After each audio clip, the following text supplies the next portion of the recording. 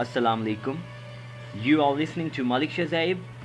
और इस वीडियो में हम जो सा है ऑटोमेटा का इंट्रोडक्शन यानी थ्योरी ऑफ ऑटोमेटा में जो सबसे पहले मोस्ट इम्पॉर्टेंट चीज़ आती है जिसको कहते हैं लैंग्वेज, हम ऑटोमेटा में स्टार्ट से लेके एंड तक लैंग्वेज को डिस्कस करते हैं। ठीक है, तो हम बिल्कुल स्टार्ट से इसको स्टार्ट करेंगे और मेरी ये कोशिश होगी कि आपको मैं कम से कम टाइम में ज़्यादा से ज़्यादा चीज़ें सिखाऊं। तो चलें हम स्टार्ट करते हैं। तो जैसा कि आपको मैंने बताया है कि ऑटोमेटा में हम लैंग्वेजेस से डील करते हैं, तो आपको पता होना चाहिए कि लैंग्वेज क्या होती है। तो लैंग्वेज हमारे पास दो चीज़ों का कम्बिनेशन होती है। एक होते हैं हमारे पास अल्फ़ाबेट्स, किसी भी लैंग्वेज के अल्फ़ाबेट्स को हम इस सिंबल से रिप्रेजेंट करते हैं। ठीक है, दूसरा होते हैं हमारे पास उस लैंग्वेज के रूल्स। इन दोनों को जब कंबाइन करते हैं तो हमारे पास एक लैंग्वेज बन जाती है। अगर तो मैं आपको इसकी एग्ज़ाम्पल दूं तो एग्ज़ाम्पल आप इसकी देख सकते हैं, ऐसे है कि इफ़ इसको हम कहते हैं अल्फ़ाबेट्स। ठीक है, यहाँ पे मैंने लिखा हुआ भी है, देख सकते हैं आप। यहाँ पे कहता है एक ऐसी लैंग्वेज है जिसके दो अल्फ़ाबेट्स हैं, एक उसका अल्फ़ाबेट ए है और एक उसका अल्फ़ाबेट बी है। ठीक है, एक ऐसी लैंग्वेज है जिसके दो अल्फ़ाबेट्स हैं ए और बी, और कहता है all strings which ends with A.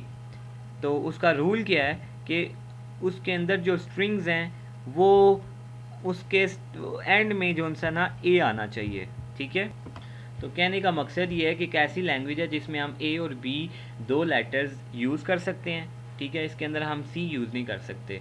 A B दो लेटर्स यूज़ कर सकते हैं और हर लेटर जो सा है वो ए से एंड हो, क्योंकि ये इसका रूल है। ठीक है, अब आप ये सोच रहे होंगे कि ये जो स्ट्रिंग है ये क्या चीज़ होती है। चलें मैं आपको बताता हूँ कि ये स्ट्रिंग क्या चीज़ होती है। चलें हम सपोज़ कर लेते हैं कि हमारे पास एक लैंग्वेज है जो कि इंग्लिश है। ठीक है, इंग्लिश हमारे पास एक लैंग्वेज है और उसके अल्फ़ाबेट्स आपको पता है क्या होते हैं। अल्फ़ाबेट्स उसके होते हैं ए से लेकर जी तक, उसके सारे अल्फ़ाबेट्स होते हैं। ठीक है, उसको मैंने इस सिंबल से रिप्रेजेंट किया है। अच्छा, अब इस लैंग्वेज के जो स्ट्रिंग्स होंगे वो कौन से होंगे और वर्ड्स क्या होंगे, इसमें आपको ये बात भी पता चलेगी difference between strings and words, कि इस वर्ड्स और स्ट्रिंग में डिफरेंस क्या होता है। अच्छा, अब मेरे पास इंग्लिश लैंग्वेज है। ठीक है, इसके अल्फ़ाबेट्स ए से लेके जी तक हैं। अगर तो मैं इन अल्फ़ाबेट्स को चूज़ करते हुए एक ऐसा लफ्ज़ बनाऊं, फॉर एग्ज़ाम्पल जैसे यहाँ से मैंने सी ले लिया, ठीक है, यहाँ पे आ गया, फिर ए ले लिया, यहाँ पे आ गया, फिर इधर बीच में से कहीं से मैंने टी ले लिया, वो यहाँ पे आ गया, तो ये मेरे पास बन गया कैट।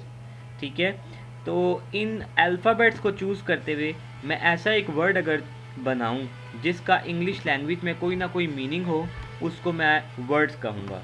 ठीक है, और इन अल्फ़ाबेट्स को चूज़ करते हुए फॉर एग्ज़ाम्पल ए मैंने लिया यहाँ पे, फिर बी लिया और उसके बाद दोबारा ए लिया।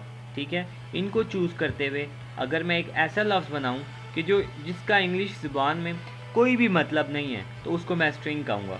ठीक है, इसी तरह मैं इन अल्फ़ाबेट्स को चूज़ करते हुए WAQ बनाऊँगा, इसका भी एक मतलब है इंटेलिजेंट, फिश, ये सारे वर्ड्स की एग्जांपल हैं। और इन्हीं अल्फ़ाबेट को यूज़ करते हुए अगर मैं कोई ऐसे वर्ड्स बनाऊं जिनका कोई मीनिंग नहीं है, जैसे आप ये देख सकते हैं यहाँ पे इंग्लिश में इनका कोई मीनिंग नहीं है, लेकिन ये अल्फ़ाबेट्स को इन अल्फ़ाबेट्स को चूज़ करके बनाया गया है, तो इनको स्ट्रिंग्स कहते हैं जिनका कोई मीनिंग नहीं होता, और जिनका मीनिंग होता है उनको हम वर्ड कहते हैं। अच्छा, उसके बाद आता है लेंथ ऑफ स्ट्रिंग। स्ट्रिंग की लेंथ क्या होती है, तो हम सपोज़ कर लेते हैं कि हमारे पास एक ये स्ट्रिंग है ABBA। ठीक है, हम काउंट करेंगे कि इसके अंदर कितने लेटर्स हैं, 1 2 3 और ये 4। सो इसकी लेंथ क्या होगी 4। इसी तरह हमारे पास हम सपोज़ करते हैं कि हमारे पास एक ये स्ट्रिंग है। ठीक है, हम इसमें से काउंट करेंगे कि इसमें कितने लेटर्स हैं, इसमें कितने अल्फ़ाबेट्स हैं। काउंट करते हैं 1 2 3 4 5 6 7, तो इसकी लेंथ क्या होगी 7। ठीक है, उसके बाद आपका आ जाता है कि कॉन्कैटिनेशन ऑफ स्ट्रिंग्स। कॉन्कैटिनेशन का मतलब ये होता है, देखें इंग्लिश में डेफिनेशन भी लिखी हुई है, जब दो या दो से ज़्यादा स्ट्रिंग्स को हम मिला के एक स्ट्रिंग बनाते हैं तो उसको हम कहते हैं कॉन्कैटिनेशन।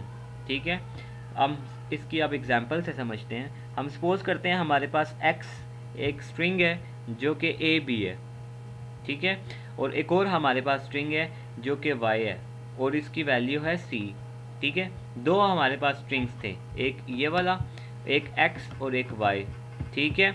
अच्छा, तो अब हम दो स्ट्रिंग्स को मिलाएंगे और उनको एक स्ट्रिंग बना देंगे। देखें हमारे पास x ये था और y ये था, x और y को जब हमने कंबाइन किया तो वो ये बन गया x और y, ठीक है। इसी तरह इसी ऑर्डर से हम इसकी वैल्यूज़ भी लिखेंगे। x की क्या वैल्यू थी, a b, x पहले है यहाँ पे, इसलिए मैंने इसकी वैल्यू भी यहाँ पे a b पहले लिख दी है। इसी तरह आप देखें y is equals to c था, तो y बाद में है तो मैंने y की वैल्यू b लिख दी है। तो अब ये देखें आपके पास इन स्ट्रिंग को कंकैटिनेशन किया है तो ये आपके पास a b c आ गया। इसी तरह अगर हम जो है ना y को पहले रखें और x को बाद में रखें तो फिर इसकी कंकैटिनेशन क्या आएगी हमारे पास, फिर y की वैल्यू जो कि यहाँ पे c है, ठीक है, तो c पहले आएगी और x की वैल्यू जो कि हमारे पास a b है वो बाद में आएगी, ठीक है। तो हम देख सकते हैं कि एक्स वाई की जो कॉन्कैटिनेशन हमने की है वो ए बी सी के इक्वल है और वाई एक्स की जो कॉन्कैटिनेशन की है वो सी ए बी के इक्वल है। तो ये एक अलग स्ट्रिंग है, ये एक अलग स्ट्रिंग है, ये दोनों एक दूसरे के इक्वल नहीं है। तो हम कह सकते हैं कि x y is not equal to y x, ठीक है। उसके बाद आपका आ जाता है रिवर्स ऑफ अ स्ट्रिंग, कि हम स्ट्रिंग को रिवर्स कैसे करते हैं। इसका आपको मैं बताता हूँ एक एग्जांपल से। सपोज कर लेते हैं कि हमारे पास जो सा हमारे पास W एक स्ट्रिंग है जिसकी वैल्यू ABC है, ठीक है। तो अगर हम इसको रिवर्स करें तो उसकी वैल्यू क्या बनेगी, रिवर्स करने की ये निशानी होती है कि हम W के ऊपर एक छोटा सा R लिख देते हैं। R से मतलब रिवर्स, कि W का रिवर्स हमारे पास क्या आएगा, ABC था ना W की वैल्यू, हम इसको सिंपल उल्टा कर देंगे, CBA लिख देंगे, ठीक है। इसी तरह हम एक और एग्जांपल लेते हैं। यहाँ पे हम कहते हैं सपोज़ करो कि Q जो सा है वो STWM के इक्वल है। अगर हम इसका रिवर्स करें तो Q के ऊपर छोटा सा R लिख देंगे और इसके जो लेटर्स हैं उसको रिवर्स कर देंगे, पहले M आ जाएगा, फिर W, फिर T और फिर S। इसको कहते हैं स्ट्रिंग का रिवर्स करना। अब हम आहिस्ता आहिस्ता जो मैं आपको एग्जांपल्स बताता रहूँगा तो आपको अच्छी समझ आती रहेगी। तो एक लैंग्वेज को रिप्रेजेंट करने के हमारे पास तरीके होते हैं, मेथड्स होते हैं। तो स्टेप बाय स्टेप आपको बताऊंगा, एक वीडियो में सब पे बनाऊंगा और आपके 10 मिनट लगेंगे तकरीबन हर वीडियो पे और आपको सब बनाने आ जाएंगे। तो सबसे पहले तो हमने देखा लैंग्वेज क्या होती है, इसकी और एग्जांपल्स करेंगे तो आपको और अच्छा समझ आ जाएगा। तो इस लैंग्वेज को रिप्रेजेंट करने के जो तरीके होते हैं वो हमारे पास डिस्क्रिप्टिव मेथड होता है, फिर रेगुलर एक्सप्रेशन होता है, उसके बाद फाइनाइट ऑटोमेटा होता है, इसके अंदर NFA DFA होता है। ये आपके नेक्स्ट वीडियो में आपको मैं बताऊंगा, लेकिन फ़िलहाल हम स्टेप बाय स्टेप पढ़ेंगे और इंशाल्लाह आपको अच्छी समझ आएगी। तो सबसे पहले हम स्टार्ट करते हैं, हमारा फर्स्ट वन है डिस्क्रिप्टिव मेथड। डिस्क्रिप्टिव मेथड देखें नाम से ज़ाहिर है डिस्क्राइब करना है हमने, ठीक है। अच्छा, इसकी एग्जांपल ये है कि देखें हम सपोज़ कर लेते हैं इफ़ सिग्मा हमारे पास A B है, मतलब कि एक ऐसी लैंग्वेज है जिसके हमारे पास दो अल्फ़ाबेट्स हैं और रूल उसका क्या है, all strings ending with A, ठीक है। तो देखें हमारे पास लैंग्वेज में अल्फ़ाबेट्स A B हैं और जो स्ट्रिंग्स हैं, रूल जो है वो कहता है कि आपने वो स्ट्रिंग्स लिखने हैं कि जो कि A से एंड होते हैं, हर स्ट्रिंग के आखिर में A आना चाहिए। तो हम स्टार्ट करते हैं इसको। इस डिस्क्रिप्टिव मेथड में हम सिंपल इस तरह लिखते हैं कि सारे स्ट्रिंग्स लिख लेते हैं हम यहाँ पे ब्रैकेट्स के अंदर। ये स्टार्टिंग ब्रैकेट है और ये मेरे पास क्लोजिंग ब्रैकेट है, ठीक है। और कहता है कि उसकी लेंथ 1 होनी, सॉरी उस A से एंड होना चाहिए। सबसे पहले मैं A लिखूँगा तो ये A से ही एंड हो रहा है। उसके बाद अगर मैं लिखता हूँ A वाला, एक लेंथ वाला और नहीं बनता, 2 लेंथ वाला अब आएगा मेरे पास, 1 और 2 लेंथ वाला, ठीक है। तो एक मैंने लिखा BAB बनता है क्यों, इसके आखिर में भी A आ रहा है। उसके बाद AA है, इसके आखिर में भी A आ रहा है, ठीक है। उसके बाद 2 लेंथ वाले और नहीं बनते तो फिर मैं 3 लेंथ वाले बनाऊंगा। देखें A, इसके लास्ट में भी A आ रहा है, इस तरह इसके लास्ट में भी A आ रहा है, इस तरह बहुत सारे बनते हैं। 3 के बाद 4 लेंथ वाले, 5 लेंथ वाले, अप टू सो ऑन बहुत सारे बनते हैं, इनफाइनाइट बनते हैं, ठीक है। तो ये आपका डिस्क्रिप्टिव मेथड होता है। अच्छा, इसमें आपने जो चीज़ देखनी है वो ये है कि आपने पहले स्मॉल जिनकी लेंथ है वो लिखने हैं, पहले आपने ए लिखा, एक लेंथ वाले, फिर 2 लेंथ वाले, जब ये ख़त्म होंगे तो फिर आपने 3 लेंथ वाले लिखने हैं। ये आपका सही जो सा होगा ऑर्डर होगा लिखने का। लेकिन अगर आप इस तरह लिख रहे हैं, पहले 1 लेंथ वाला, फिर 3 लेंथ वाला, फिर 2 लेंथ वाला, ये एक सीक्वेंस नहीं बनता, एक ऑर्डर नहीं बनता। तो इस तरह नहीं लिखना, हमने इसके अंदर इस तरह लिखना है, एक ऑर्डर से लिखना। फर्दर मोर आप यहाँ पे देख भी सकते हैं कि यहाँ पे लिखा हुआ है कि order of strings should be ascending. ठीक है, छोटे से बड़े हमने उसको स्ट्रिंग्स। तो चलें अब हम इनकी और एग्जांपल्स करते हैं, एग्जांपल से आपको और अच्छा क्लियर होगा।